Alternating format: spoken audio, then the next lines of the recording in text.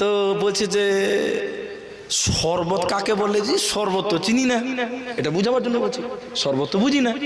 তা আমি বললাম খালা তুমি শরবতও বুঝো না, আপনাদের কি বুঝাচ্ছি শরবত কাকে বলে। তো এক কাজ করেন খালা, এক বোতল পানি নেন, একটু কম নেবেন, খালি রাখবেন একটু, এক বোতল পানি নিয়ে 3 চামচ চিনি দিয়ে একটু ঘুলে দেন, তার নাম কি হলো? শরবত। একটু লেবু দিলে আরো ভালো, শরবত হয়ে গেল। তাহলে শরবত হয় পানি, আর চিনি দিলে হয় শরবত। দিন কাকে বলা হয় তাফসীর করা লাগবে না, 1 মিনিটেই বুঝে নিলেন।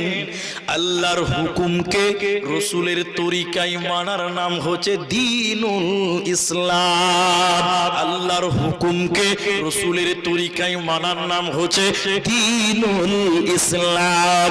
অতএব যদি আপনি বাঁচতে চান, দ্বীন কাকে বলে নিজের মন যেটা বলছে, বিবেক যেটা বলছে ওটা দ্বীন নয়, বরং বিশ্বনবী বলছেন যেটা ওটাই হলো দ্বীন। আল্লাহর হুকুমকে রাসূলের মতন করে করতে হবে, একে বলা হয় দ্বীনুল ইসলাম। এই 3টে প্রশ্নের উত্তর আপনাকে দুনিয়াতে রেডি করতে হবে, নচেত কিন্তু উপায় রবে না, রবে না।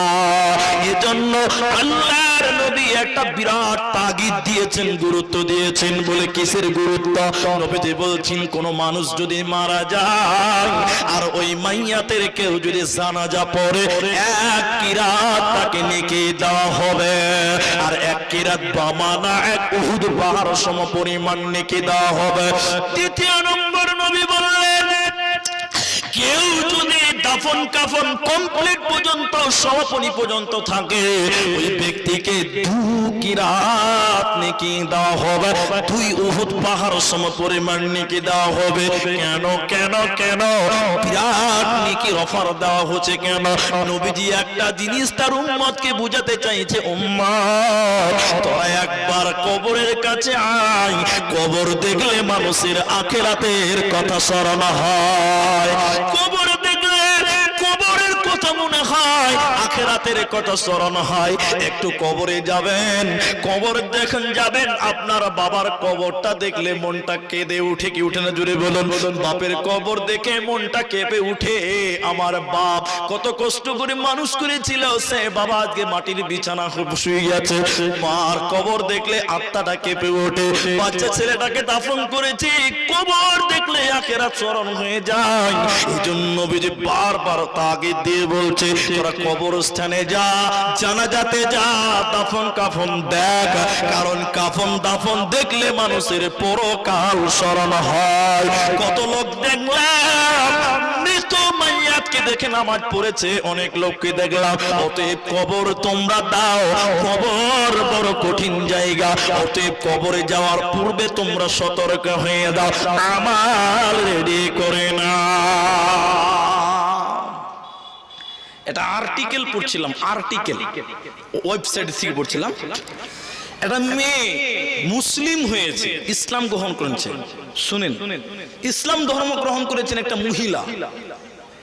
ওকে সাংবাদিক প্রশ্ন করছে যে আচ্ছা বোন, তোমার ইসলামের কি এমন জিনিস ভালো লাগলো তুমি ইসলাম কবুল করলে, আর আমাদের ধর্মের অর্থাৎ হিন্দু ধর্মের কি এমন খারাপ লাগলো যার কারণে তুমি সেটা ত্যাগ করলে? ভালো করে শুনেন, কিছু জ্ঞান পাবেন আশা করি। মেয়েটার উত্তরটা খালি শুনেলেন।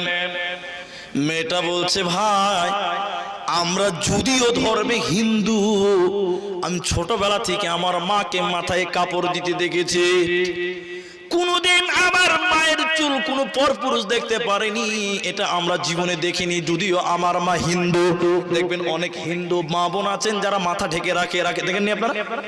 বহুত আছে। এই মেয়েটার কথা বলছেন, তার মায়ের কথা, আমার মা এরকম মাথা ঢেকে রাখতো, কেউ তার বডি দেখতো না। কিন্তু যেদিন আমার মা মারা গেল, আমার মাকে কাঁধে করে এমন জায়গাতে নিয়ে গেল যেখানে চিতা জ্বালানো হয়, সেখানে নিয়ে গেল। আমি আমার মাকে পুরনো দেখলাম আমার মাকে আগুন জ্বালিয়ে যখন মুখে সর্বপ্রথম আগুন দিল, আমার মার কাপড়গুলো পুরে পুরে গুড়া বডিটা দেখতে পেল, পুরো উলঙ্গ হয়ে গেল, নগ্ন হয়ে গেল।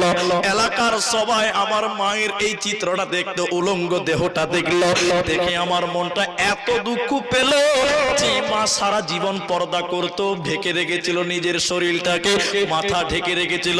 আজ মরার পর সেই মাকে নগ্ন করে জাতির সামনে উলঙ্গ করে অপমান করে বিদায় করলো। এই দৃশ্যটা আমাকে বড় দুঃখ দিয়েছে, বড় কষ্ট দিয়েছে। এই জন্য আমি দিন ত্যাগ করে ইসলামে এলাম। আর ইসলামে কি ভালো লেগেছে, যখন তাদের কোন মাইয়াত মারা যায় এত সুন্দর গরম পানি দিয়ে সুন্দর পরিষ্কার পরিচ্ছন্ন করা হয়, পায়খানার রাস্তা, পেশাবের রাস্তা পরিষ্কার করা হয়, মুখের ভিতরে কুলি করা হয়, কান মাসা করা হয়, গোটা বডিকে ধুয়ে দেওয়া হয়, এরপরে কত সুন্দর আতর কুরবো দেওয়া হয়, এত সুন্দর নতুন কাপড় দিয়ে মোড়ানো হয়, এত সুন্দর কাপড়ে ঢেকে নিয়ে যাওয়া হয়। মহিলার বডি কাউকে দেখতে দেওয়া হচ্ছে না, কোনো পরপুরুষকে কেউ দেখতে চায় না, আত্মীয় স্বজন মুখটা দেখতে দেওয়া হচ্ছে। গোসল করছে কে? আত্মীয় স্বজনের ভিতরে সবচেয়ে ক্লোজ লোক, স্বামী মারা গেলে স্ত্রী, স্ত্রী মারা গেলে স্বামীরা, আর সুন্দর করে কাফন দাফন করছে, ঢেকে রেখে দিল। ওর উলঙ্গ দেহ পৃথিবীর কেউ দেখতে পেল না। এই দৃশ্যটা আমাকে অনেক বড় ভালো লেগেছে, এই জন্য নিজের দিন ত্যাগ করে ইসলাম গ্রহণ করলাম। ইসলাম কত সুন্দর সমাধান দিয়েছে, দুনিয়াতে পর্দা করো, মরার পর সুন্দর করে সাজিয়ে তোমাকে কবরে দেবে। শুধু তোমাকে ইসলামের গণ্ডির ভিতরে থাকতে হবে, আল্লাহর বিধানকে মেনে নিতে হবে, তাহলে তুমি মরার পরও সম্মানিত হবে, জান্নাত পাবে, কোনো চিন্তা হবে না। কবর দৈনিক 5টা কথা বলে, তার মধ্যে আমি 2টি বলছি। কবর বলে আমি অন্ধকার ঘর, আলো নিয়ে এসো। কবর বলে আমি অন্ধকার ঘর, আমাকে আলো নিয়ে এসো। আলোটা কি শুনে লাও, নামাজ রোজা জিকির আজকার হলো কবরের আলো। কবর বলবে আমি সবকিছুর ঘর, অস্ত্র নিয়ে এসো। অস্ত্র কি বলে? দান সাদকা, এগুলো হলো কবরের থেকে শাস্তি থেকে বাঁচার জন্য। অতএব যদি তুমি বাঁচতে চাও, কবরে যদি কামিয়াব হতে চাও, চলো মুসাফির বদলো কটরে, दूर का मंजिल जाना है। चलो मुसाफिर बदलो कटरे, दूर का मंजिल जाना है। घटमट सिटी बजा के गाड़ी चलते हैं। चलो मुसाफिर बदलो कटरे, दूर का मंजिल जाना है। অতএব আপনাকে আমাকে যদি কবরে বাঁচতে হয়, দুনিয়াতে আমালের এটা জিরেডি করতে হবে। কবর জান্নাত হবে, কবর কবর। হযরত ওমর ফারুক রাদিয়াল্লাহু তাআলা বলছেন, কবরে যদি সঠিক উত্তর দিতে পারেন, আপনার কবরে জান্নাতের বিছানা বিছিয়ে দেওয়া হবে, আর বাসুর ঘরের মতন ঘুমাতে বলা হবে। তার সামনে সকাল বিকাল জান্নাত দর্শন করানো হবে। আর লোকটা যদি খারাপ হয়, তাহলে তাকে সকাল সন্ধ্যা জাহান্নাম দর্শন করাবেন, তাকে আতঙ্কিত করে রাখবে যে দেখ এই যে জাহান্নাম তোর জন্য রেডি করা আছে। অতএব দুনিয়াতে যদি আমল করেন, একদম বাসুর ঘরের মতন কবরে শুয়ে যাবেন, কবরে কোনো চিন্তা থাকবে না। ভাই, নবী নামাজ পড়তেন, কবরের আযাব থেকে মুক্তি চাইতেন। একটা দোয়া আছে, যে দোয়াটা রাসূল নামাজের মধ্যে পড়তেন, ওই দোয়াটা আমি আপনাদেরকে বলবো আজকের ময়দানে। দোয়াটা লিখলে লিখবেন, মুখস্থ করার থাকলে রেকর্ডিং করবেন। আপনারা যতজন মানুষ আছেন ভাই, আমার ঘড়িতে 11টা 50, 49, ঠিক আছে স্যার? 49, ঠিক আছে। আপনারা যতটি মানুষ আছেন, 12টা বাজতে সামথিং 11 মিনিট টাইম বাকি আছে। আপনাদেরকে আর মাত্র আধা ঘন্টা টাইম আপনাদেরকে আমি বাঁধতে চাইছি, থাকতে বলছি। থাকবেন তো ইনশাল্লাহ? ইনশাল্লাহ বলুন, সবাই বলুন ইনশাল্লাহ। আধা ঘন্টা আগে কেউ উঠবেন না, যতজন মানুষ আছেন।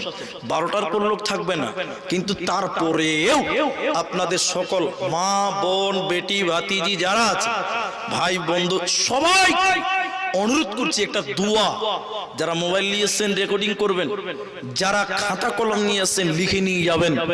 নবীজি নামাজ পড়েছেন, আম্মা জান আয়েশা বলছেন এমন কোন দিন যাই নাই যে কবরের আযাব থেকে মুক্তি চাই নাই।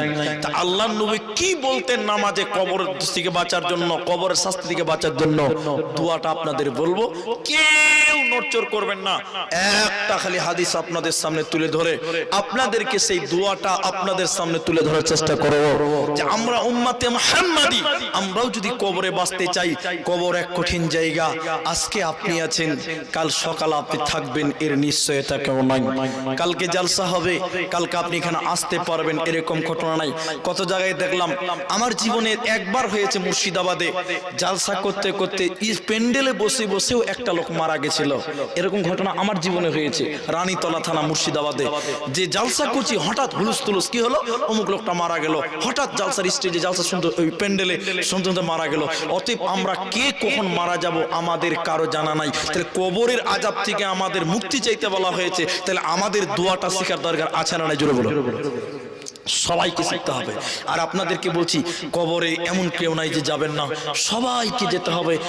একটা কথা খালি আপনাকে জানিয়ে দিতে চাইবো আজকের ময়দানে, শোনেন, আধা ঘন্টা আগে উঠবেন না, উঠবেন না, উঠবেন না এ কথা বলে আপনাকে একটা ঘটনা শোনাতে চাইছি।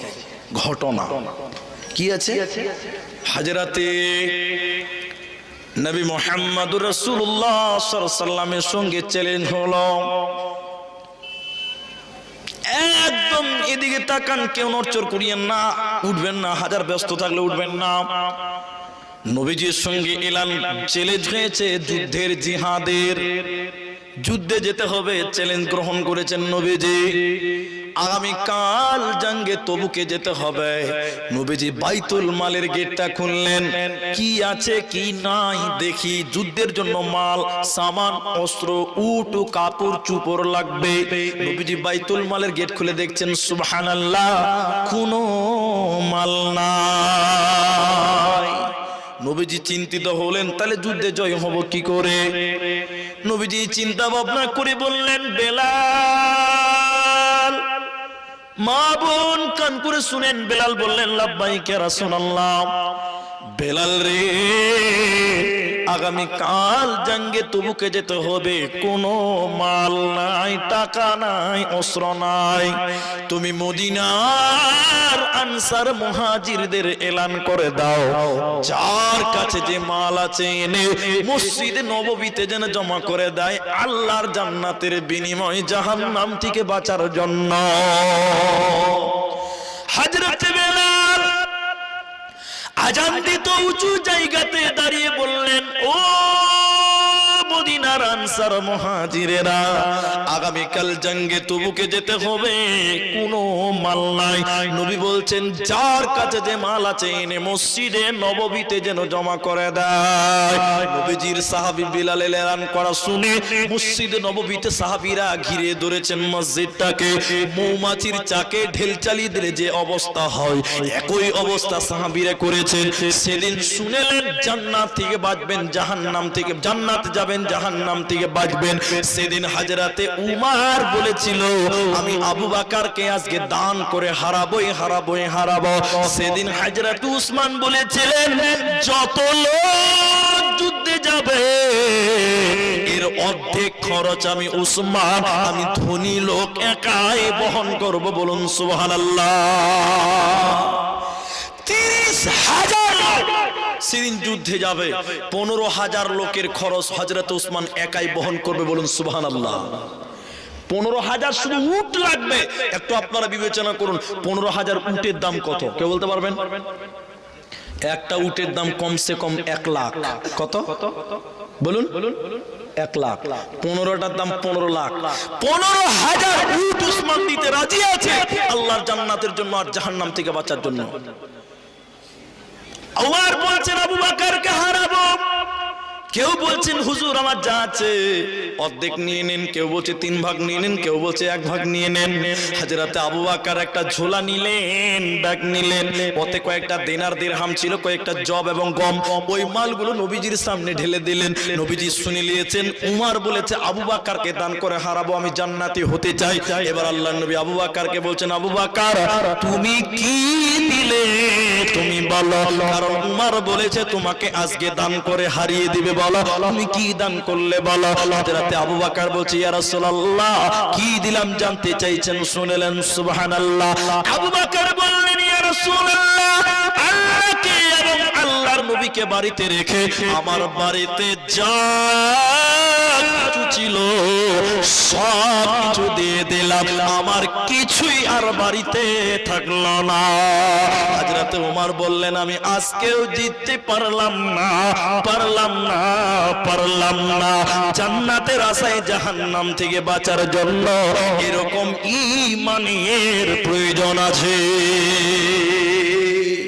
আবু বকর অল্প মাল দিয়েছিলেন, কিন্তু তার কথাটা এমন ছিল যে আল্লাহকে এবং আল্লাহর নবীকে বাড়িতে রেখে যা ছিল সব দিলাম, কিছুই